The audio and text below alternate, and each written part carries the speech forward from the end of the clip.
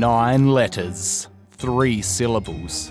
Say it and you'll probably scare the pants off the closest adult. Recession! Yep, recession. It's a word that's been thrown around a lot lately. A recession. A recession. A recession. The recession. But what does it actually mean? And why is it so scary? To help us understand, let's meet Wendy. Wendy is a hairdresser, and a pretty good one. Wendy, you've done it again. Wendy spends all day cutting hair, and in return has plenty of money, which she then spends on other businesses. 1 puppy dog, please. Because Wendy's doing so well, other businesses do well, which keeps everyone pretty happy. That's kind of how the whole economy works. Everyone relies on everyone else, and when things are good in one area, they tend to be good in others. But things aren't always good, and pretty quickly Wendy's customers can stop coming in for a trim. This means Wendy earns less money and can't afford to splurge on other businesses, meaning they have less money too.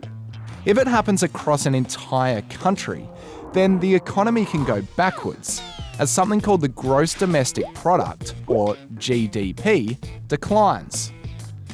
The GDP is basically the total value of all of a country's goods and services, from iron ore to haircuts, produced over a certain amount of time. It's usually published every 3 months, or every quarter, and if it declines for 2 quarters in a row, then it's called a recession. And that's what's happening in Australia right now. Recessions can happen for lots of different reasons. There could be a stock market crash, interest rates could increase, or people could just get worried about the future and not want to spend a lot of money. Bad enough that I don't want to invest in anything at all. People are still trying to pin down the exact cause of our last recession, which happened nearly 30 years ago. This is a recession that Australia had to have. But this time, it's pretty clear cut. Flood, fire, drought, and now the coronavirus pandemic. Australia has had a tough year. From fires in January, floods in February, and COVID-19 in, well, that one's still going. All this has meant lots of people have lost their jobs, or they've had their wages cut. Those that do have money, well, they're just not spending it. So that's meant our GDP has gone down. So, are you gonna get a haircut or? Sorry, I literally just got this cut. It's not all bad news though. Places are starting to open up. And compared to a lot of countries overseas, Australia's economy is actually doing pretty well.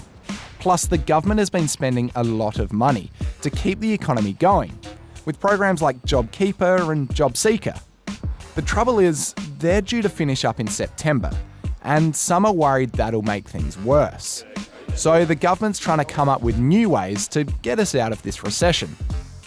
Still, we're heading into some pretty uncertain times. And many, like Wendy, are hoping business improves soon.